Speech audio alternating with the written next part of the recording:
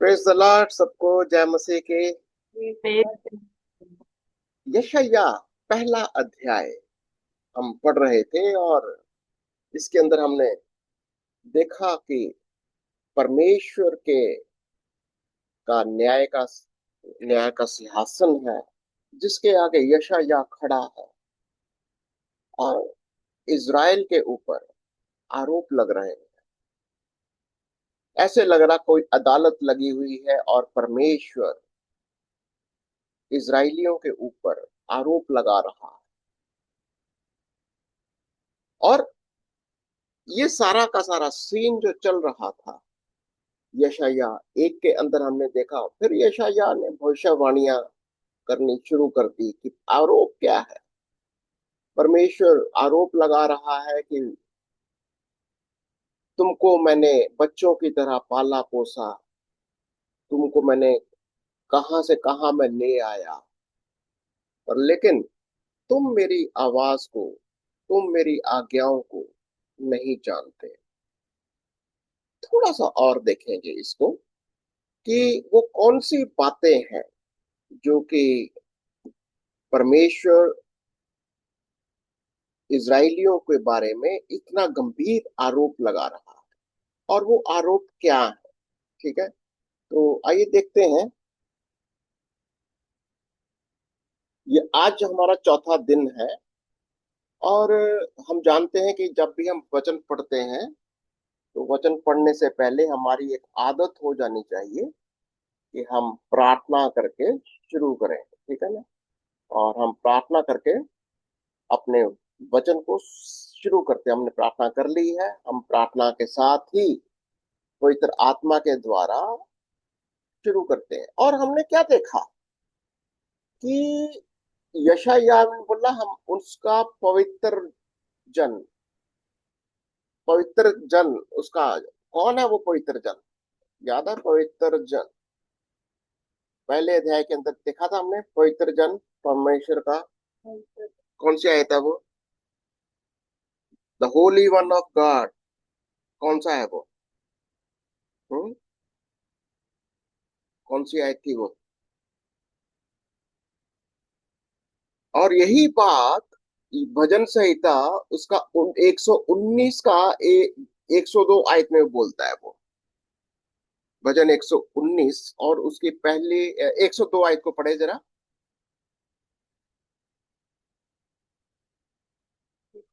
119 का 102 आयत, ये वाली आयत है। कैसे प्रार्थना करता है? 119 के दो, 102 ना। हाँ। मैं तेरे नियमों से नहीं हटा, क्योंकि तूने ही मुझे शिक्षा दी है। किसको बोल रहा है? परमेश्वर को। उस पवित्र जन को, उस परमेश्वर को जो उनका द होल अंग्रेजी में बोलता the Holi one of God, the Holi one. अंग्रेजी में आता है इसका द होली वन। ये किसको बोलता है वो? बिल्कुल, ये यीशु मसीह है। जब भी आप परमेश्वर का हिंदी में पवित्र जन है या अंग्रेजी में होली वन है, ये असल में पुराने नियम का यहोवा बोल सकते हो। पुराने नियम का यहोवा, या हमारा नए नियम का यीशु। ठीक है? यीशु ने कहा मैं यही हूँ, मैं वही हूँ जो इज़राइल का पवित्र हूँ, जो पिता का पुत्र हूँ। ये वाली बात यशायाह ने उसी का दर्शन देखा था, क्योंकि उसने क्या कहा था? मैंने उसके पवित्र जन को देखा, मैंने उस पवित्र जन को देखा। ठीक है, तो आइए थोड़ा सा और आगे देखते हैं कि ये पवित्र जन क्या कह रहा था। पवित्र जन क्या कहता है? कहता है कि ये जो पवित्र जन ये कह रहा था कि मैंने तुम्हारे साथ वाचाएं बांधी हैं। देखो, ये जो पवित्र जन है उसने क्या कहा कि मैं जब वाचा की बात आती है ना, तो ज्यादातर मैं इसको क्या करता हूँ, वाचा को मैं ऐसे लाल निशान करके लगा देता हूँ। क्योंकि परमेश्वर का आरोप क्या है? आरोप ये है कि तुमने मेरी वाचा को तोड़ा। ये जो यहोवा, जो पवित्र जन परमेश्वर का पुत्र, ये कैसा परमेश्वर है?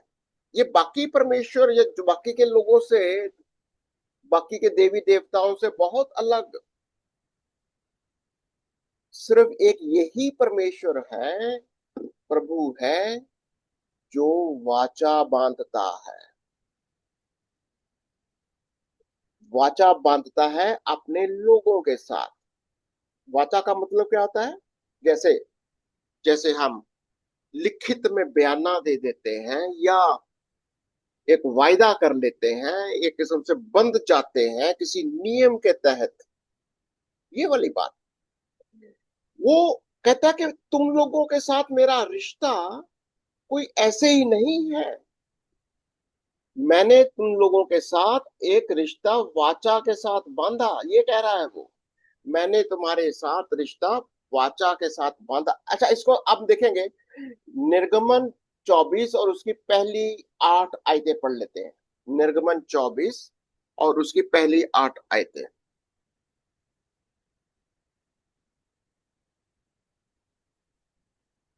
निर्गमन 24 और उसके, हाँ, निर्गमन 24 उसकी पहली 8 आयतें ना। हाँ। जी। फिर उसने मूसा से कहा, तू हारून, नदाब, अहीब और इस्राएलियों के 70 पुरनियों समेत यहोवा के पास ऊपर आकर दूर से दंडवत करना।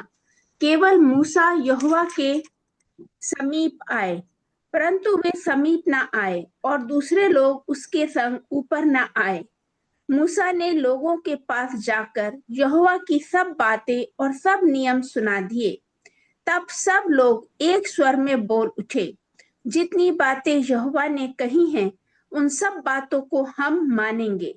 तब मूसा ने यहोवा के सब वचन लिख दिए और बड़े सवेरे उठकर पर्वत के नीचे एक वेदी और इस्राएल के 12 गोत्रों के अनुसार 12 खंबे भी बनाए। तब उसने कई इस्राएली जवानों को भेजा, जिन्होंने यहोवा के लिए होम बलि और बैलों के मेल बलि चढ़ाए। और मूसा ने आधा लहू लेकर कटोरों में रखा और आधा वेदी पर छिड़क दिया। तब वाचा की पुस्तक को लेकर लोगों को पढ़कर सुनाया। उसे सुनकर उन्होंने कहा, जो कुछ यहोवा ने कहा है हम सबको, उस सब को हम करेंगे और उसकी आज्ञा मानेंगे। तब मूसा ने लहू लेकर लोगों पर छिड़क दिया और उनसे कहा, देखो, यह उस वाचा का लहू है जिसे यहोवा ने इन सब वचनों पर तुम्हारे साथ बांधी है। वाचा का लहू है। वाचा है, ये कौन सी वाचा? वाचा का लहू। परमेश्वर के साथ रिश्ता इज़राइल का क्या था? वाचा का मतलब क्या होता है? प्रॉमिस। प्रॉमिस। और प्रॉमिस कोई कहीं ज्यादा है, बहुत ज्यादा इसका मतलब है। लहू का मतलब ये है कि अगर मैं इस वाचा को तोड़ूं या तुम इस वाचा को तोड़ो, लहू बहेगा। यही लहू बहेगा। इसका मतलब ये है, वाचा जब देखो, अब्राहम ने वाचा के, अब उसके साथ वाचा बांधी थी। पशु काटे थे, पशु काटने, कल हम इस बात के ऊपर जिक्र कर रहे थे कि इजरायलियों ने उस पशु को, उसको लहू को बहाने का, उनको बिना मतलब समझे पशुओं का बलिदान कर रहे थे। असल में लहू वाचा का वो चिन्ह था कि अगर कोई भी इस नियम को तोड़ेगा, यानी मेरी आज्ञाओं को नहीं मानेगा, ऐसे ही लहू बहेगा। और अगर तुम मेरी आज्ञाओं का पालन करोगे तो प्रभु के वायदे हैं। ये ये बात को हमको देखना है कि यहाँ पर अगर आपको ध्यान से देखना तो क्या समझ में आता है कि परमेश्वर, लोगों ने क्या, जब उसने कहा ये वाचा का लहू है, ये ऐसा कहा, ऐसे करके उसने वाचा बांधी। लोगों ने क्या कहा? What was the people's response? क्या लोगों ने कहा? हम हम क्या करेंगे? 8वीं आयत के अंदर क्या बोला? हम प्रॉमिस पूरे करेंगे, जो हम इन प्रॉमिस वचनों के साथ बांधी। हाँ, हम क्या बोलो? पूरा कर। देखो, यह उस वाचा का लहू है जिसे यहोवा ने इन सब वचनों पर तुम्हारे साथ बांधी है, और लोगों ने उसको स्वीकार किया कि हम इसको पूरा करेंगे। हम प्रॉमिस इसको पूरा पूरा करेंगे, हम इसको पूरा पूरा करेंगे। करेंगे। ये यानी हाँ, अब यही तो बात हो रही है ना, कि परमेश्वर किस बात को अदालत लगी हुई है यहाँ पर। उस अदालत के अंदर तुम लोगों ने और नियम क्या दिए थे? 10 नियम दे दिए थे। हम्म, हम्म, 10 नियम क्या थे? वाचा के नियम है। उस नियमों को उन लोगों ने तोड़ा, और परमेश्वर का आरोप। तो हम क्या कह रहे थे? यशायाह बिल्कुल पुराने नियम में चला जाता है। यशायाह अब पुराने नियम में बिल्कुल मूसा के टाइम पर जा रहा है, और जाकर बता रहा है कि परमेश्वर की अदालत, परमेश्वर का न्याय, परमेश्वर का क्रोध इसलिए है क्योंकि इजराइलियों ने उसकी वाचा को तोड़ दिया। और देखेंगे कुछ और आयतों को देखते हैं। अ, अ, व्यवस्था विवरण 28 की पहली 14 आयत देखते हैं। व्यवस्था विवरण 28 और उसकी पहली 14 आयत।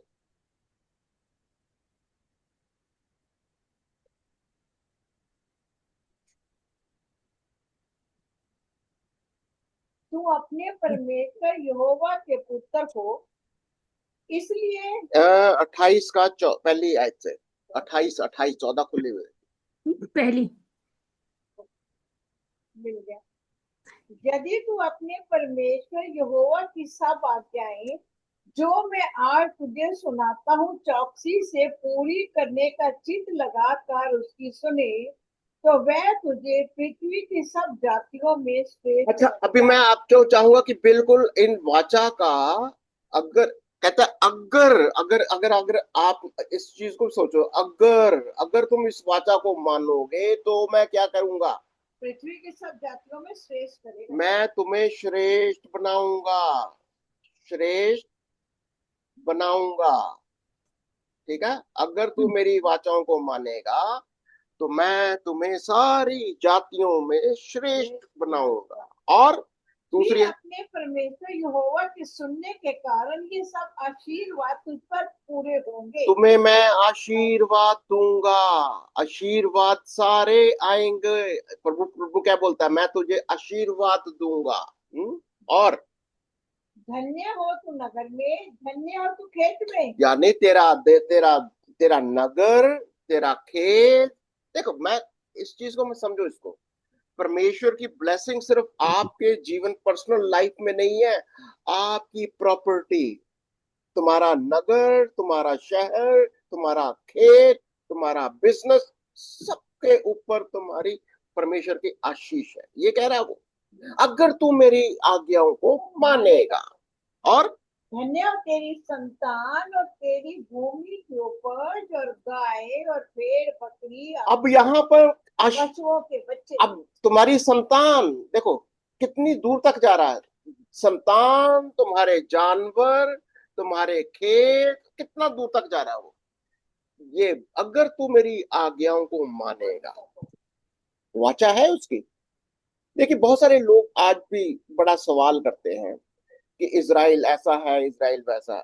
तो असली उसके ऊपर आशीष का कारण क्या है? क्योंकि उन्होंने आज भी 10 हुक्म को, मूसा की व्यवस्था का वो पालन कर रहे हैं। और आज भी इजराइल सारी दुनिया के देश, कहते इतना सा तो देश है, सारे के सारे अरब देश फीके पड़ रहे हैं उसके सामने। क्यों? क्योंकि परमेश्वर का वायदा है, मैं तुझे नहीं छोड़ूंगा। मैं तेरी संतान को, तेरी बिजनेस को, तेरे ज्ञान को, तेरे बच्चों को सबके ऊपर तुझे मैं आशीष दूंगा, ये कह रहा वो। और क्या बोल रहा है वो? धन्य हो तू भीतर और आते समय, और धन्य हो तू बाहर जाते समय। यहोवा ऐसा करेगा कि तेरे शत्रु जो तुझ पर चढ़ाई करेंगे वो तुझसे हार जाएंगे। अभी शत्रुओं के ऊपर भी देखो, शत्रुओं पर जयवंत होगा। अभी बहुत सारे लोग कहते हैं जी इजराइल के पास टेक्नोलॉजी बड़ी है, बड़े तेज है वो। अरे बात टेक्नोलॉजी की भी है, पर सबसे बड़ी बात है परमेश्वर का वायदा, वाचा का। ये वाचा का परमेश्वर है। वे एक मार्ग से तुझ पर चढ़ाई करेंगे, परंतु तेरे सामने से 7 आज सारी दुनिया हैरान है इजराइल के ऊपर। अभी तक कहते हैं कि कम से कम ये जो 1947-48 से लेकर 6 आक्रमण हो चुके हैं। कोई कामयाब नहीं हो सका, सबको उसने पछाड़ दिया। और जब उसके पास कोई ताकत नहीं थी तब उसने पछाड़ दिया, अब तो वो पावरफुल हो गया। और परमेश्वर का वायदा है ये कि ये तेरे ऊपर आक्रमण करेंगे पर तेरा कुछ नहीं बिगाड़ पाएंगे। ये देखो, ये इन बातों को हमको समझना है कि परमेश्वर अपने वचन के साथ अपने लोगों को कैसे, पर लेकिन साथ ही साथ में दंडित भी करता है, ये भी देखना है। अगर तुम वाचा को तोड़ोगे, इन्होंने तोड़ा, हमने देखा था, तोड़ा था, गुलामी में भेज दिया, दंड भी देता है। असीरिया की गुलामी में भेज दिया, बाबिलोन की गुलामी में भेज दिया। पर जब पश्चाताप करते हैं, जब प्रभु के पास आते हैं, वो फिर वापस उनको रिस्टोर करता है, फिर उनको देश बनाता है और इजराइल को फिर से एक राष्ट्र बना दिया और उनको वैसे ही एक पावरफुल शक्तिशाली राष्ट्र बना देता है। ये वाली बात है। और क्या लिखा है? तेरे खतों पर जितने कामों में तू हाथ लगाएगा उन सभी पर यहोवा आशीष देगा। इसलिए जो देश तेरा परमेश्वर यहोवा तुझे देता है उस पे वह तुझे आशीष देगा। तेरे देश के ऊपर आशीष, जिस खत्ते के ऊपर आशीष, जहां तू खेती करेगा। अब वो देखो, रेगिस्तान के अंदर खेती करते हैं और वर्ल्ड लीडर बन गए हैं खेती करने के लिए। कहां से आ रही हैं ये सारी बातें?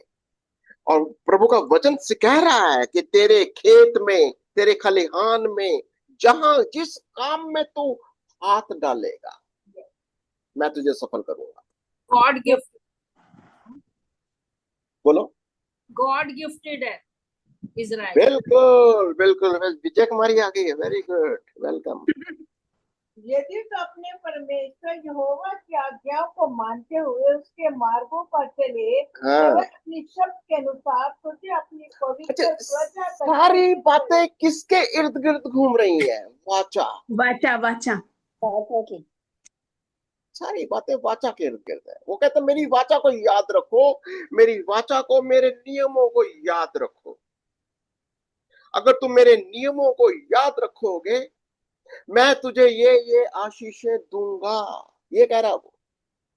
और पृथ्वी के देश देश के सब लोग ये देख कर कि तू यहोवा का कहलाता तुझसे डर जाएंगे। देश देश के लोग तेरे से डरेंगे। देश, देखो, देश देश के लोग क्या करेंगे? आज क्या हाल चाल बताओ।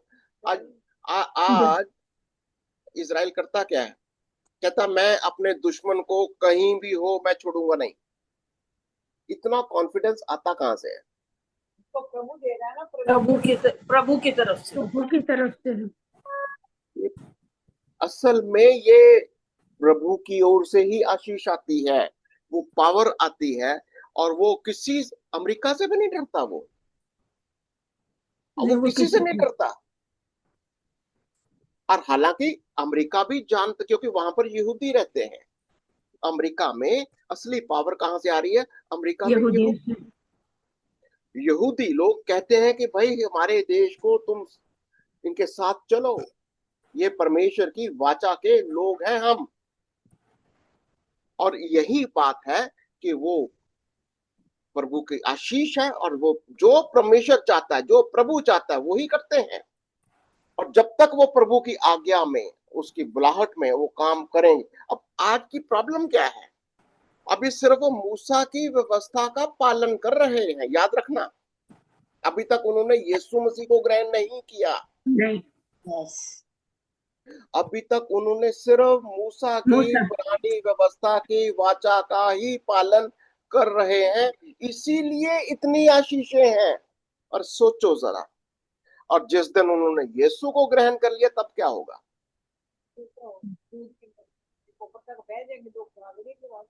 अब यही बात हमको समझनी है कि अगर उन्होंने पुरानी व्यवस्था में अगर ये हालत है, तो चलिए इसको आगे हम फिर करेंगे डिस्कशन आगे। और जिस देश के विषय यहोवा ने तेरे पूर्वजों से शब्द खाकर तुझे देने को कहा था, उसमें वे तेरी संतान की और भूमि की उपज की और पशुओं की बढ़ती करके तेरी भलाई करेगा। सब चीज देखो, प्रॉस्पेरिटी कहां पर आती है? सिर्फ आप एक इंडिविजुअल को नहीं, पूरे राष्ट्र को वो आशीष दे रहा है। ये कह रहा है मेरा वायदा है। और ये सारी इन बातों को समझिए। और देखो, थोड़ी सी आयतें देखते हैं। यहोवा तेरे लिए अपनी आकाश रूपी उत्तम भंडार को खोलकर तेरी भूमि पर समय में मेघ बरसाएगा और तेरे सारे कामों पर आशीष देगा, और तू बतेरी जातियों को उधार देगा, परंतु किसी से तुझे उधार न लेना पड़ेगा। कितना बड़ा, कितनी आशीष है। इतना सा देश, अगर नक्शे में देखो आपको लगेगा कि इतना सा देश इतना पावरफुल। हालांकि दूसरे को भी दी है आशीष, पर लेकिन दूसरों ने, वो किसकी औलाद है? ये याकूब की औलाद है। ये याकूब का वंश, यीशु मसीह का वंश है। ये दूसरा इश्माइल का। प्रभु ने इश्माइल को भी आशीष दी, उनको पैसा दे दिया, उनको बहुत सारी आशीष, बहुत सारी और, पर लेकिन इतना पावरफुल नहीं बनाया। आशीषें हैं पर इतने नहीं जितना इजराइल को दिया। और क्या है हम देखेंगे। और यहोवा तुझको पूंछ नहीं किंतु सिर ही ठहराएगा, हाँ, और तू नीचे नहीं परंतु ऊपर ही रहेगा, यदि परमेश्वर यहोवा की आज्ञाएं जो मैं आज तुझको सुनाता हूँ तो उनके मानने में मन लगाकर चौकस। अच्छा, अभी इसकी 15वीं आयत से पढ़ो जरा, 28 का 15वीं आयत से देखो। अगर तू ये नहीं करेगा, आपने परमेश्वर यहोवा की बात सुनी और उसकी सारी आज्ञाओं और विधियों के पालन में जो मैं आज सुनाता हूँ चौकसी नहीं करेगा, तो सब अगर, अब यहाँ पर अगर था पहला, अगर क्या है यहाँ पर? अगर तू चौकसी नहीं करेगा, अगर चौकसी नहीं करेगा, तब क्या होगा? सारे श्राप आ जाएंगे, श्रापित होगा। पढ़ो जरा, अगर तू चौकसी नहीं करेगा। पढ़ो जरा 15वीं आयत से। परंतु यदि तो अपने परमेश्वर यहोवा की बात न सुने और उसकी आज्ञाएं, सारी आज्ञाओं और उसकी विधियों के पालने में जो मैं आज सुनाता हूँ चौकसी नहीं करेगा, तो ये सब श्राप तुझ पर पड़ेगा। अभी आपको समझ में आ गया कि प्रभु यशायाह को क्या कह रहा है? वो अदालत के अंदर कह रहा है कि आओ मेरे से बातचीत करो, क्यों तुम श्राप ले रहे हो? मैं तुम्हें आशीष देना चाहता हूं, तुम आज्ञा का पालन करो, मेरी वाचा का पालन करो। नहीं तो अगर तुम मेरी आज्ञाओं को नहीं मानोगे, मेरी वाचा का उल्लंघन करोगे, तो फिर ये श्राप आएंगे। आगे पढ़ो, 20 तक पढ़ना।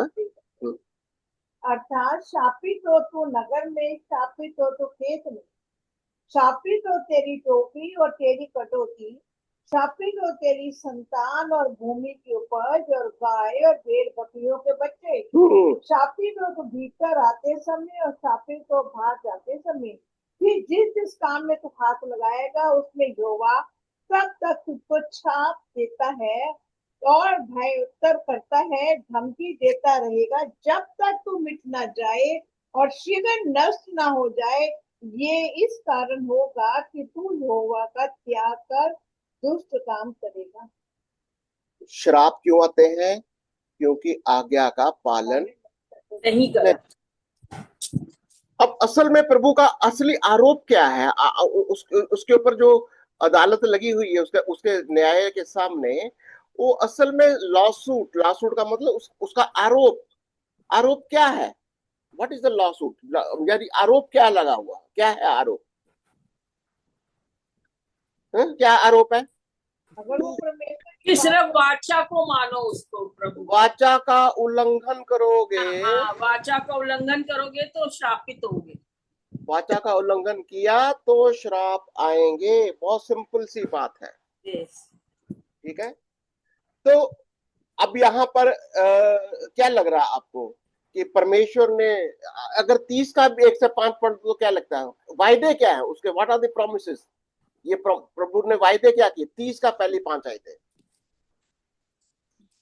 फिर जब तू आशीष और श्राप की ये सब बातों जो मैंने तुझको कह दी है तुझ पर घटे, और तू उन सब जातियों के मध्य में रहकर जहां तेरा परमेश्वर यहोवा तुझको बरबस पहुंचाएगा, इन बातों को स्मरण करे और अपनी संतान सहित अपने सारे मन और सारे प्राण से अपने परमेश्वर यहोवा की और उसके पास लौट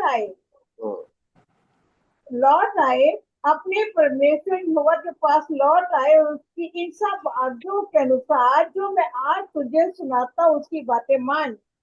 परमेश्वर यहोवा तुझको बंदवाई से लुटा ले आएगा और तुझ पर दया करके उन सब देशों के लोगों में से जिनके मध्य में वह तुझको तितर बितर कर देगा फिर इकट्ठा करेगा। चाहे धरती के छोर तक बरबस पहुंचाया जाना हो तो भी तेरा परमेश्वर यहोवा तुझको वहां से ले आकर इकट्ठा करेगा और तेरा परमेश्वर यहोवा तुझे उसी देश में पहुंचाएगा। तेरे पुरखा अधिकारी हुए तो फिर उसका अधिकारी होगा और वह तेरी भलाई करेगा और तुझको तेरे परखों से भी गिनती में अधिक बढ़ाएगा। और तेरा परमेश्वर यहोवा तेरे वंश के मन का खतना करेगा कि तू अपने परमेश्वर यहोवा से अपने सारे मन और सारे प्राण के साथ प्रेम करे जिससे तू जीवित रहेगा। वायदा क्या है इजराइल के साथ? अगर तू मेरी आज्ञाओं को पालन करेगा, अगर तू मेरी वाचा का पालन करेगा, तुम्हें मैं दंड दूंगा, तुम बिखर जाओगे, मैं तुम्हें वापस लौटाकर इसी देश में ले आऊंगा।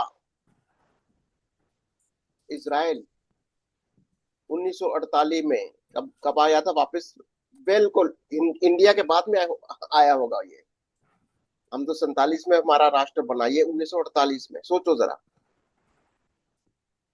वापिस आए और परमेश्वर ने उनको कैसे इकट्ठा किया, पूरी दुनिया के यहूदियों को वापस इकट्ठा किया, एक राष्ट्र बना दिया, एक पावरफुल नेशन बनाया। क्यों? क्योंकि उन्होंने परमेश्वर के वाचा को, उसकी बातों को उसको याद किया, परमेश्वर को पुकारा, लेकर आ गया। और यही बात प्रभु देखो, ये सारी चीजें हमको, वो क्या कह रहा था? मैंने आपसे स्टार्टिंग में कहा था कि वो जो होली वन ऑफ इजराइल, वो किसकी बात हो रही है? Holi, who is this Holi one of Israel? कौन है वो? यीशु मसीह है। तो अब ये यशाया 1:4 को पढ़ो जरा ध्यान से। यशाया 1 और उसकी 4 आयत। हाय, यह जाति पाप से कैसी भरी है, यह समाज अधर्म है कैसे लदा हुआ है। इस वंश के लोग जैसे कुकर्मी हैं, ये बाल बच्चे कैसे बिगड़े हुए हैं। उन्हें यहोवा को छोड़ दिया है, उन्होंने इजराइल के पवित्र को तुच्छ जाना है। वे पराये बनकर दूर गए हैं। किसको उन्होंने, किसको तुच्छ जाना है? इजराइल के पवित्र को, इजराइल के पवित्र को। इजराइल का पवित्र कौन है? यीशु मसीह। यीशु मसीह है। यही यहोवा, यही इजराइल का पवित्र है, यही यीशु मसीह है जो इंसान बनकर संसार आया। यीशु ने कहा मैं वही हूं, मैं वही हूं जिसने वाचा बांधी, जिसने मूसा के साथ, इजराइलियों के साथ वचन दिए, 10 हुक्म दिए, तुम्हारे साथ वाचा बांधी, तुम्हें मैंने इतनी सारी आशीषें दी, मैंने तुम्हें कहां से कहां मैं तुम्हें लेकर आया, पर तुम लोगों ने मेरी आज्ञाओं वचन का के चली उल्लंघन किया। उल्लंघन की। यस, अगर आप बाइबल पढ़ रहे हो तो इसको जब भी पुराने नियम के अंदर जो उसका पवित्र जन है, द होली वन, और मैंने कहा था ना पुराने नियम के अंदर LORD बनता है, वो पुराने नियम के हाँ, अंदर वो LORD। ये यहोवा है, ओके। उसका पवित्र जन भी कई बार लिखता है, पवित्र जन है वो। और नए नियम के अंदर एदोनाई है वो, परमेश्वर का पुत्र है वो कई बार वो LORD लॉर्ड बन जाता है, पर बात वही है, यही यहोवा है, यही यीशु है, यही परमेश्वर का पुत्र है। और ये देखो पुराने नियम के अंदर कहते हैं 27 बार ये बात लिखा गया कि यीशु मसीह वो यहोवा परमेश्वर का पवित्र जन है, ये पवित्र जन है जो पुराने नियम में बल्कि यशायाह में लिखा गया है। और यही बात वो यशायाह कर रहा है कि यह यशायाह भी यही बात कर रहा है कि तुमने उसके पवित्र जन को त्याग दिया, तुमने पवित्र जन को त्याग दिया। यानी पवित्र जन पुराने नियम से क्या कर रहा था? आज्ञाएं। बिल्कुल, देखो पुराने नियम में भी वही यहोवा, यही यीशु था, यही यहोवा यीशु था जिसे पवित्र जन कहा गया। कौन है वो? कौन है वो उनको बताता है कि मैं, और वो कहां से जन्म लेता है? दाऊद के वंश में से, दाऊद के वंश में से वो जन्म भी ले लेता है, वो दाऊद की संतान भी कहलाता है। अब इन बातों को हम समझना होगा कि ये पवित्र जन कौन है, वो किसकी बात कहता है। और ये तो यहाँ पर हम एक थोड़ा सा और देख ले, गिनती उसका 32 का 23 देखो, गिनती 32 का 23। तू ना तो उनसे वाचा बांधना और ना उनके देवताओं से। किसकी बात कर रहा है? यही यहोवा क्या कह रहा है कि ये वाचा बांधना और जब तू कनान देश में जाएगा, जब तू संसार के लोगों से मिले जुलेगा, क्योंकि देखो तुम मेरी संतान हो, मैंने तुझे पैदा किया है, तुम मेरे मेरे लोग हो, यू आर माई पीपल, मैंने तुम्हारे साथ वाचा बांधी है। पर लेकिन जब तुम संसार के लोगों को देखोगे, उनके जैसे मत हो जाना, क्योंकि वो लोग मुझे नहीं जानते। ये कह रहा हूं, ये बात को उसको बार बार समझाता है, याद दिलाता है। ठीक है, अगर आपने इस चीज को समझ लिया है कि और उसने बोला कि तू अपने पवित्र जन को याद रखना, अपने पवित्र जन को, ये पवित्र जन यहीं पर फिर कह देता है कि पवित्र जन को, अपने पवित्र जन को, यहाँ पवित्र जन कौन है? यहोवा, यहोवा पुराने नियम का, और नए नियम में यीशु मसीह, यीशु या परमेश्वर का पुत्र, परमेश्वर का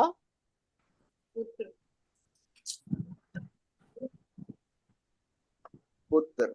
अच्छा, अगर आपने अप्लाई करना हो, मैं इससे साल में आगे चलूं, क्या नए नियम में क्या ये यीशु वही नहीं है जो पुराने नियम का पवित्र जन है? वही तो है, वही है, बिल्कुल वही है, बिल्कुल वही है। आज ने हमारे साथ क्या वाचा बांधी है? अपने लहू के द्वारा। आज हमारे साथ, कलीसिया के साथ, अपने ही लहू के द्वारा वाचा बांधी है। जब हम पाप करते हैं, जब हम कहीं भी गिर जाते हैं, भटक जाते हैं, हमारे पास एक ही उपाय है, क्या? यीशु का लहू। लहू। यीशु मसीह, क्यों यीशु का, देखो बहुत बार हम यीशु का लहू तो बोलते हैं, पर माइंड में ये बात कहीं ना कहीं हम उसको पकड़ नहीं होती। ये उसका वायदा है, ये नई वाचा का लहू है। जब हम इस इसकी जो जड़ है उसकी वाचा, उसका लहू, उस लहू के साथ उसने हमारे साथ वाचा बांधी हुई है। और अगर हम इस वाचा के लहू को भूल जाते हैं, यही कारण होता है कि बहुत सारे विश्वासी, बहुत कई बार हम एक पाप में बार बार गिरते हैं, भूल जाते हैं कि प्रभु यीशु के लहू ने हमें पाप और पाप की शक्ति से आजाद किया है। वहां पर प्रभु यीशु मसीह का फिर से वो वही सवाल करता है, तुमने मेरी वाचा को भूल कर ही नहीं, मेरी आज्ञा का भी उल्लंघन किया है। बहुत सारी बातें आज हम सोच सकते हैं। आगे चलेंगे, आज हम करेंगे यशायाह का 2 अध्याय और इसकी एक रीडिंग करेंगे, ठीक है। यशायाह का 2 अध्याय, और इसके अंदर वैसे ही करेंगे रीडिंग, और मैं चाहूंगा कि आप इसको देखेंगे क्या क्या निशान लगाने हैं। अंतिम दिन, जब वो कहता लास्ट डे को आप एक ऐसे समय की तरह लगा सकते हो, पर लेकिन आप इसको ऑर्डिनरी टाइम नहीं है बिल्कुल। जब हम कहते हैं आखिरी दिन हो, क्या मतलब क्या हो गया?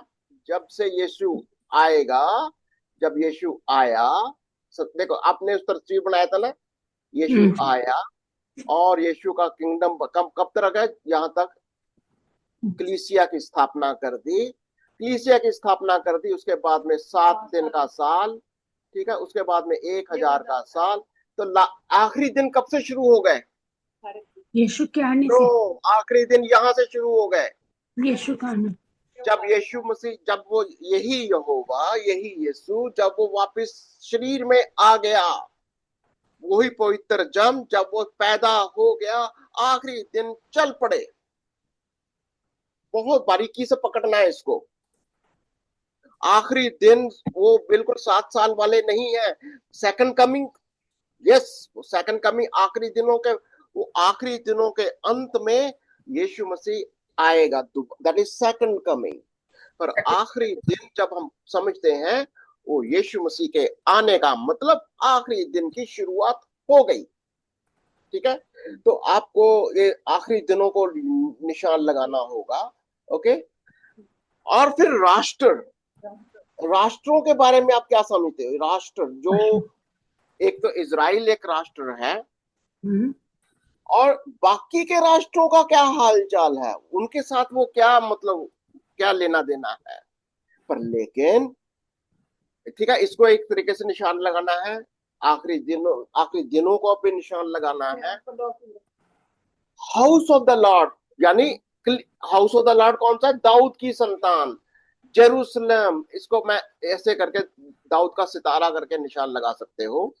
एक हाउस ऑफ द लॉर्ड मतलब जहां पर इजराइल को बोलता है कि जो दाऊद की संतान है, जैसे ये या वंश, जैसे मैंने आपको कई बार पढ़ाया है इसको, यीशु मसीह का वंश। यीशु मसीह का वंश, चाहे वो पुराने नियम में हो या नए नियम के अंदर, वंश कौन है? दाऊद की संतान या यीशु मसीह, वो पवित्र जन, उसकी संतान, उसके पुत्र और पुत्रियां, ठीक है। ये निशान लगाने हमने। और क्या कहता है, एक बात को और समझना है, घमंडी। कौन घमंडी है? घमंडी किसको बोलता है? कौन है घमंडी? घमंडी या हॉटी अंग्रेजी में बोलता है, ये प्राइड है, लॉफ्टी है, ठीक है। घमंडी के ऊपर निशान लगाना है आपको। कौन है घमंडी? जो पवित्र जन की परवाह नहीं करता, जो पवित्र जन के विरोध में। फिर दीन या हम्बल किसको कहेंगे? या दीन किसे कहेंगे? दीन, हम्बल, ठीक है। इसके ऊपर भी निशान लगाना। आइडल, मूर्तियां, जो भी आप समझते हो, मूर्तियों के बारे में वो क्या कहता है, ठीक है। इसको पहले एक रीडिंग कर लेते हैं कि यशाया उसका 2 अध्याय एक बार रीडिंग कर लो, फिर आप बताते चलिए कि ये एक एक पॉइंट के ऊपर कि आपने क्या सीखा। यशाया उसका 2 अध्याय। दूसरा अध्याय पढ़ रही हूँ। यशायाह का 2 अध्याय। आमोस के पुत्र यशायाह का वचन जो उसने यहूदा और यरूशलेम के विषय दर्शन में पाया। अंत के दिनों में ऐसा होगा कि यहोवा के भवन का पर्वत सब पहाड़ों पर दृढ़ किया जाएगा और सब पहाड़ियों से अधिक ऊंचा किया जाएगा। ये अंत और के दिन हर कब आ गए? अंत के दिन कब आ गए? अभी आपको बोला मैंने, कब आ गए? जब से यीशु आ गया। नहीं, कलीसिया उठाएगी तो बाद में होगा। जब यीशु आ गया तब से अंत के दिन शुरू हो गए। ठीक है, अंत के दिन कब से शुरू हो गए? जब से यीशु मसीह आ गया। यीशु ने शरीर में जन्म ले लिया, अंत के दिन शुरू हो गए। ओके, और क्या क्या क्या अंत के दिनों में क्या होगा? अंत के दिनों में ऐसा होगा कि यहोवा के भवन का पर्वत सब पहाड़ों पर दृढ़ किया जाएगा और सब पहाड़ियों से अधिक ऊंचा किया जाएगा और हर जाति के लोग धारा के समान उसकी ओर चलेंगे। आपको क्या लगता है कि ये अंत के दिनों का मतलब अभी आपको क्या लग रहा है समझ में?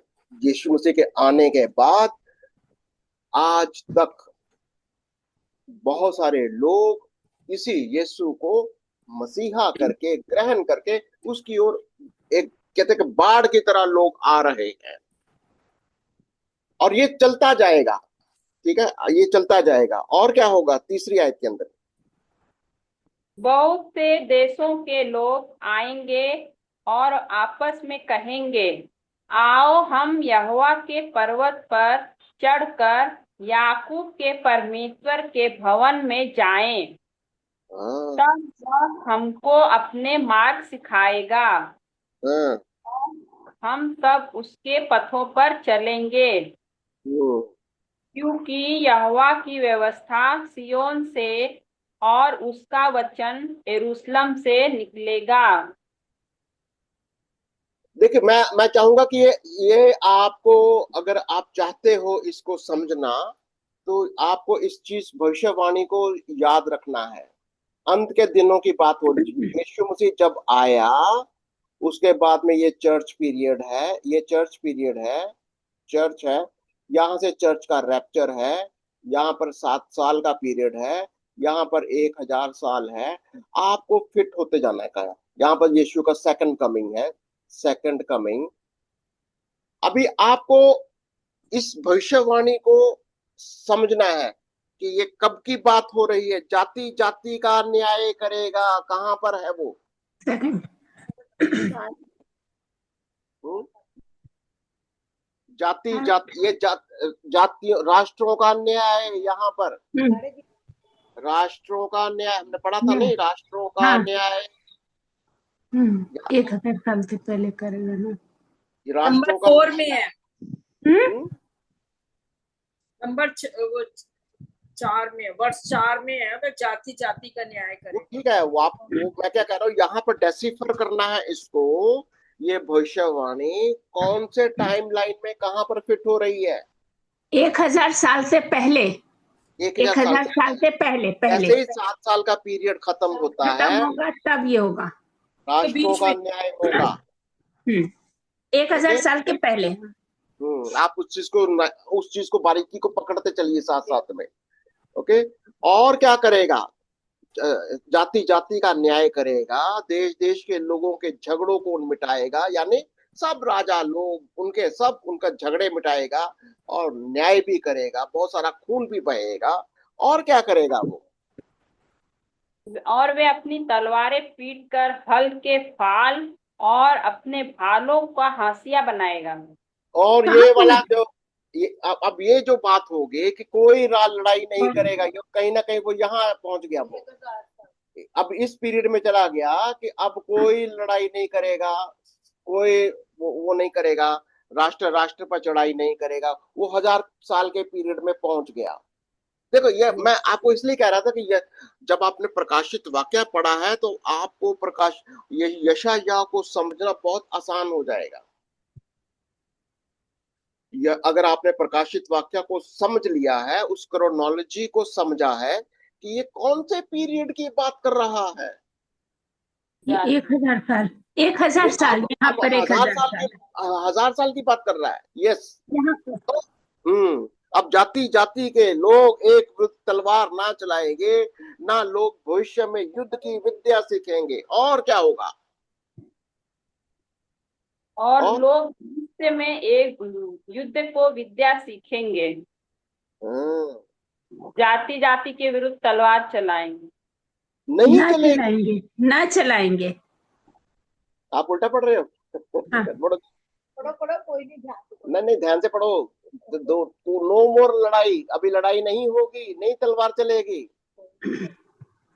सीखेंगे। सीखेंगे नहीं, क्या कर रहे हैं? फिर से पढ़ो। चौथी आयत में वो बता रहे हैं पहले तो न्याय हो जाएगा, उसके बाद जब 100 साल का राज्य आएगा तो सब राज्यों को मिलजुल कर रहना, मतलब लड़ाई झगड़े से दूर, मतलब शांति का समय आ जाएगा मेरे ख्याल से। अब 1000 आयत साल को जो पढ़िए है। ना, ढंग से पढ़िए आयत को, पढ़िए चौथी आयत को।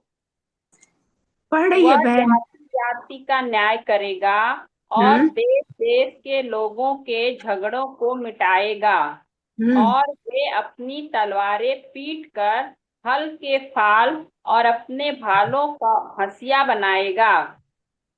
तब एक जाति दूसरी जाति के विरुद्ध फिर तलवार न चलाएगी। कहाँ चलाएगा? ये लोग भविष्य में लड़ाइयाँ नहीं करेंगे लोग। ओके ओके, चलो आगे 5वीं आयत को पढ़ो। हे याकूब के घराने, आ हम यहोवा के प्रकाश में चले। अब कौन सा समय आ गया? ये कौन सा समय आ गया? हे याकूब के घराने, अब हम बिल्कुल 1000 साल का टाइम आ गया। 1000 साल में पहुंच गया वो। ओके, छठी आयत। हाँ, हे तूने अपनी प्रजा याकूब के घराने को त्याग दिया है, क्योंकि वे पूर्व देश के व्यवहार पर तन मन से चलते और पलिश्तियों के समान टोना करते हैं और परदेशियों के साथ हाथ मिलाते हैं। तो अभी ये क्या कह रहा है? तुम लोग आज पर, लेकिन वो फ्यूचर की बात कर रहा है। आज तुम लोग टोना टोटका करते हो, आज तुम लोग फिलिस्तियों की तरह करते हो, पर लेकिन कहता कि उनको समझा रहा है वो, तूने अपनी प्रजा याकूब के घराने को त्याग दिया है। किसने त्याग दिया है? इस पवित्र जन ने, इस पवित्र जन ने, यहोवा ने त्याग दिया है। क्यों? क्योंकि छठी आयत के अंदर क्योंकि, पढ़ो। देश चांदी और सोने से भरपूर है और उनके रखे हुए धन भी। 6 पढ़ना है, छठा पढ़ना है। तूने अपनी प्रजा याकूब के घराने को त्याग दिया है। पढ़ तो लिया उसने। छठा कह रहे हैं ना, पढ़ने ठीक है, के कोई लिए। बात नहीं। मैं उसी को पूछ रहा था कि क्यों त्याग दिया है। क्योंकि वे पूर्वियों के व्यवहार पर तन मन से चलते, तो की नाई टूना तो करते। ये पवित्र जन ने, यहोवा ने इज़राइल को क्यों त्याग दिया था? क्योंकि वो क्योंकि टोना टोचका करने लगे थे। टोना टोटका, ये जो वहां के लोग, जो फलिश्ती लोग थे, उनके साथ हाथ हाथ मिला, उनके साथ हाथ मिलाया है, उनके जैसे टोना टोटका करने लगे, मूर्ति पूजा करने लगे।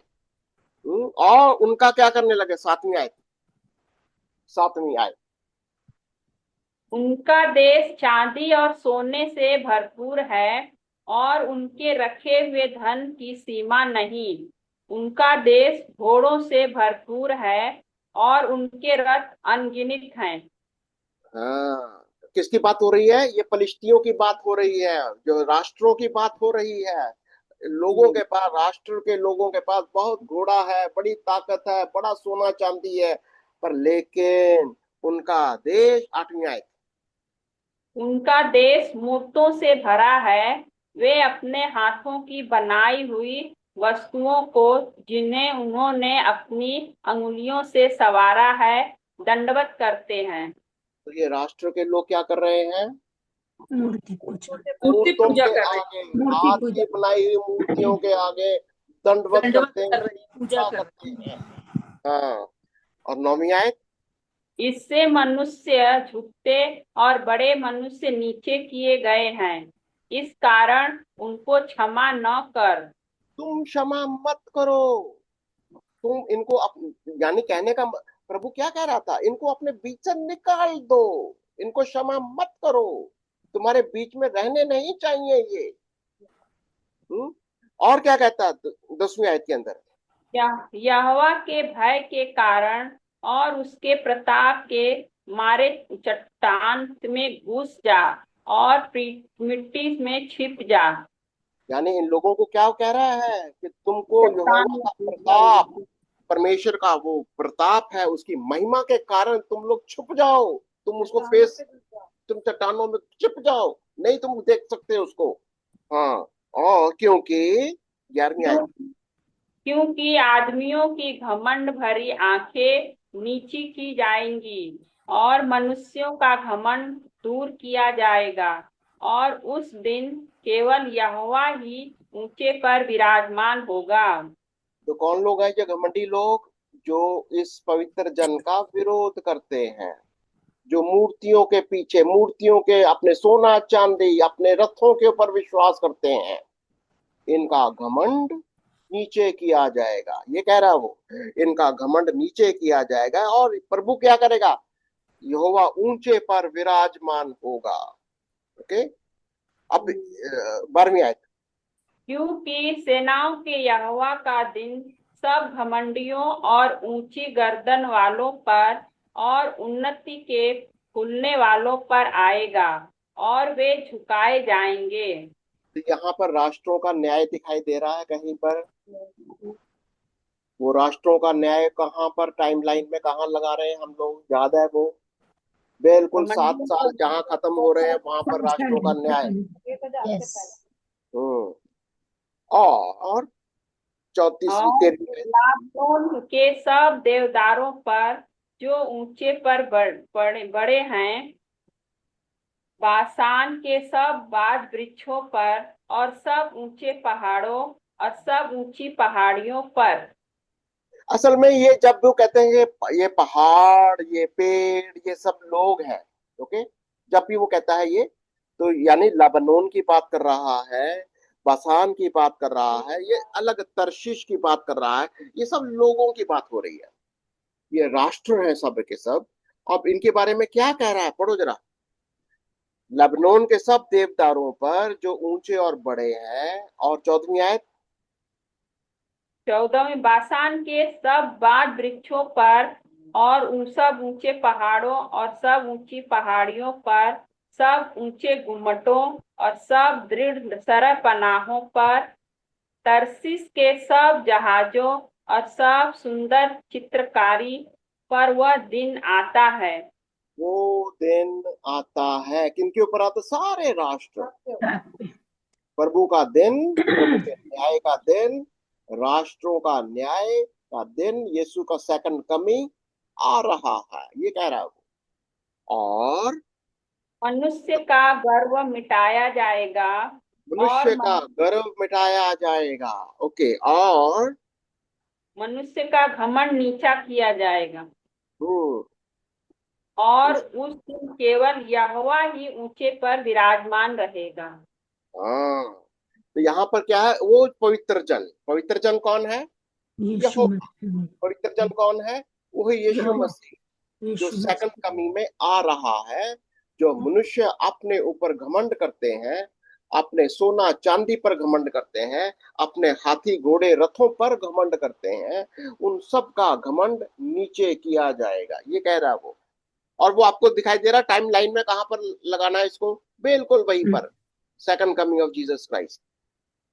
ओके, और आगे पढ़ो, 18 पर मूर्तें सब के सब नष्ट हो जाएंगी सब जब मूर्तें, सब मूर्तें सब नष्ट हो जाएंगी, और 19, जब यहोवा पृथ्वी की संपत्ति करने के लिए उठेगा। कम तब उसने उसके भय के कारण और उसके प्रताप के मारे लोग चट्टानों, गुफाओं की और भूमि के बिलों में जा घुसेंगे। तो आपको याद है जब वचन कहता है कि जब यीशु आएगा, बहुत सारे राजा, बहुत सारे सेनापति कहेंगे चट्टानों के नीचे छिप जाएंगे, उसको उससे घबरा जाएंगे, क्यों? उसका फेस, उसका सामना नहीं कर सकते। ओके, आगे। 20 में लिखा है, उस दिन लोग अपनी चांदी सोने की मूर्तों को, जिन्हें इन्होंने दंडवत करने के लिए बनाया था, छछूंदरों और चमगादड़ों के आगे फेंकेंगे। क्योंकि वो किसी काम की नहीं रहेंगे। इसलिए फेंकेंगे। ओके, और और जब यहोवा पृथ्वी को कंपित करने के लिए उठेगा, तब वे उनके भय के कारण और उसके प्रताप के मारे चट्टानों की दीवारों पर, पहाड़ियों के छेदों में घुसेंगे। क्या लोग क्या करेंगे? डर कर अपने आप को डरेंगे, परमेश्वर के उस प्रताप के सामने, प्रभु की उपस्थिति के सामने उसका सामना नहीं कर पाएंगे। वो छिपेंगे कहीं ना कहीं, चट्टानों के नीचे, गुफाओं के अंदर जाने की कोशिश करेंगे। और सो इस इसलिए तुम मनुष्य से परे रहो, जिसकी श्वास उसके नथनों में है, क्योंकि उसका मूल्य है ही क्या।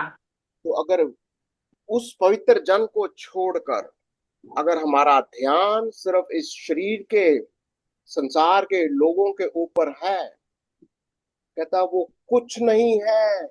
ये जैसे एक पानी का बुलबुला है, एक श्वास है, अभी है कल नहीं रहेगी, थोड़ी देर में वो तुम्हारी सांस नहीं रहेगी, इस तरीके का। कहता मनुष्य के अंदर कोई जीवन नहीं है। जीवनदायक कौन है? सिर्फ वही जो जो उसका पवित्र जन है। ठीक है, बहुत इंटरेस्टिंग है। अगर आपने इसको अपना स्टडी कर रहे हो, तो मैं चाहूंगा इसको इसको डिवाइड करिए कि कैसे करना है। पहली दूसरे अध्याय की पहली पांच, 2 से लेकर 4, दूसरा अध्याय 2 से लेकर 4, आप एक ग्रुप बनाइए। ये कौन सा पीरियड चल रहा है? फिर 5 से लेकर 11 तक देखिए क्या पीरियड चल रहा है। फिर 12 से लेकर 22 तक क्या पीरियड चल रहा है।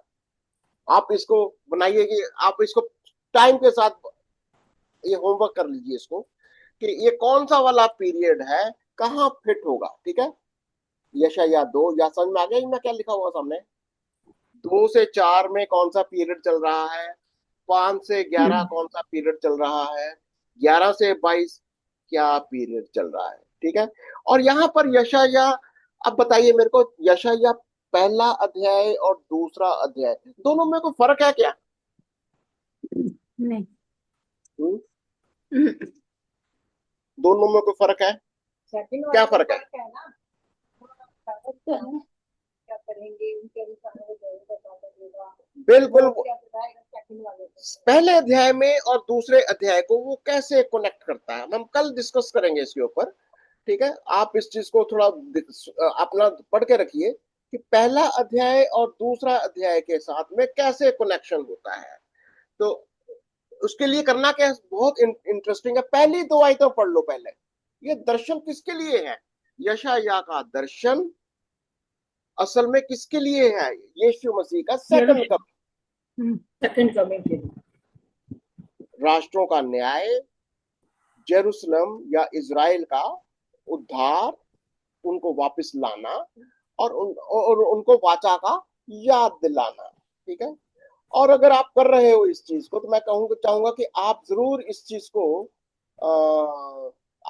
आप इस चीज को कर रहे हो क्या? ये जो क्या बोलते हैं इसको, ये सेगमेंट डिविजन कर रहे हो क्या? पहले अध्याय में क्या सीखा आपने? प्रभु की ताड़ना, सुधार, और क्या सीखा आपने पहले अध्याय में? दूसरे अध्याय में क्या सीखा? दूसरे अध्याय में क्या सीखा? आप इस थीम को लिखिए, चैप्टर 2 के अंदर क्या थीम चल रही है, चैप्टर 2 में क्या चल रहा था। आपने अभी जो सीखा, चैप्टर 2 में क्या सीखा, आप ऐसे अपना ये बनाते चलिए टेबल। चैप्टर 2 में क्या सीखा, चैप्टर 2 में थीम क्या है, क्या चल रहा है यहाँ पे चैप्टर 2 में। आप इसको करिए जो मैंने आपको दिया, इसको डिविजन्स कर देंगे तो आपको पता चलेगा कि सारी की सारी भविष्यवाणी उस पवित्र जन की यीशु मसीह के सेकंड कमिंग के ऊपर है, राष्ट्रों के न्याय के ऊपर है। और इजराइल को इस बात को याद दिलाना, उस पवित्र जन को मत भूलो, उसकी वाचा को मत भूलो, नहीं तो तुम्हारे लिए बहुत परेशानी हो सकती है, क्योंकि वो राष्ट्रों का भी न्याय करने के लिए आ रहा है। प्रभु आपको बहुत आशीष दे। हम इस टॉपिक को कंटिन्यू करेंगे। अगर आपके माइंड में कोई भी सवाल यशायाह के साथ में कनेक्ट करना है प्रकाशित वाक्य को और पुराने नियम को, ठीक है, आपको याद रखना जैसे प्रभु का आरोप क्या है, और सबसे बढ़कर आज हमारे साथ क्या सवाल कर रहा है। एप्लीकेशन आज मसीहियों के साथ प्रकाशित वाक्य में क्या सवाल कर रहा था, जो जय पाए। अगर तुम जयवंत नहीं हो पाप और पाप की शक्तियों के ऊपर, संसार और संसार की शक्तियों के ऊपर, तो प्रभु प्रकाशित वाक्य में क्या कह रहा है, मेरा तुम्हारे साथ कोई लेना देना नहीं है, क्योंकि मैंने तुम्हारे लिए अपनी वाचा के लहू के साथ वो सब कुछ कर दिया जो तुम्हारे को जरूरत है। फिर भी अगर तुम जयवंत नहीं हो तो प्रभु आपके ऊपर आज भी वही सवाल कर रहा है जो उसने इजराइल के साथ यशायाह के द्वारा की थी। प्रभु आपको बहुत आशीष दे। अपने सवालों को हमारे पास शेयर करिए, आपने जितने भी आपके माइंड में क्वेश्चंस है जरूर शेयर करिए और हम आपके लिए प्रार्थना भी करेंगे। प्रभु जी आपका धन्यवाद करते हैं पिता परमेश्वर। इस समय जब परमेश्वर हम यशायाह के बारे में जो स्टडी कर रहे हैं पिता परमेश्वर, उसके लिए परमेश्वर आपकी दास का धन्यवाद करते हैं प्रभु जी। तो प्रभु आपने पूरी तरह से परमेश्वर इस वचन की गहराइयों को समझाने के लिए परमेश्वर वो बुद्धि समझ ज्ञान दिया पिता परमेश्वर। मैं आपका धन्यवाद करती हूँ परमेश्वर। जैसा प्रभु हमने प्रकाशित वाक्य को पढ़ा परमेश्वर, उसको सीखा प्रभु जी, जो हमारे जहन में बिठाया परमेश्वर उन्होंने, उसके लिए धन्यवाद करते हैं पिता परमेश्वर। उसकी एक एक गहराई को परमेश्वर जो हमारे चित्त पर है परमेश्वर, वैसे ही अध्ययन परमेश्वर हम यशायाह के लिए भी परमेश्वर ग्रहण करने वाले पिता परमेश्वर। जिस तरह से वो बारीकी से उस वचन को सिखा रहे पिता, वो हमारे हृदय में होने पाए पिता परमेश्वर, ताकि प्रभु हम और लोगों को भी बता सके पिता परमेश्वर। मैं आपका धन्यवाद करती हूँ पिता परमेश्वर, धन्यवाद करती हूँ पिता परमेश्वर। आपने आपके दास और दासी के लिए परमेश्वर दोनों ने परमेश्वर समय निकाल के प्रभु जी हमारे लिए जो तैयारी करते हैं परमेश्वर वचन को सिखाने की, प्रभु जी ज्यादा से ज्यादा जो प्रयत्न हमारे लिए कर रहे हैं प्रभु जी, आप उनको परमेश्वर आशीष कीजिए पिता परमेश्वर। और प्रार्थना करते हैं पिता परमेश्वर, जैसा कि परमेश्वर यूट्यूब के चैनल पे भी परमेश्वर उन्होंने शुरू किया है परमेश्वर, लोग बहुत से परमेश्वर जगह के कोने कोने में परमेश्वर इस यूट्यूब के चैनल के द्वारा परमेश्वर इस स्टडी को ग्रहण करने वाले बने पिता परमेश्वर। मैं आपका धन्यवाद करती हूँ परमेश्वर, जो उनका परिश्रम है प्रभु जी वो व्यर्थ ना जाए पिता परमेश्वर। अनेकों आत्माएं परमेश्वर इस स्टडी के द्वारा बचने पाए पिता परमेश्वर। मैं आपको धन्यवाद करती हूँ पिता परमेश्वर, और पूरी टीम को परमेश्वर आपके हाथ में देती हूँ। सबको परमेश्वर सीखने के लिए परमेश्वर आपने इकट्ठा किया परमेश्वर, उसके लिए धन्यवाद करते हैं और चाहते हैं और भी लोग परमेश्वर ऑनलाइन सीखने पाए पिता परमेश्वर वैसे परमेश्वर, और चाहते हैं प्रभु जी वो वचन परमेश्वर अपने तक ही नहीं परमेश्वर औरों तक भी बांटने वाले बने पिता परमेश्वर। प्रभु सब बातों को प्रभु जी आपके हाथ में देती हूँ, यीशु नासरी के नाम से मांगती हूँ प्रभु जी, आमीन। आमीन एंड आमीन। प्रभु आप सबको बहुत आशीष दे।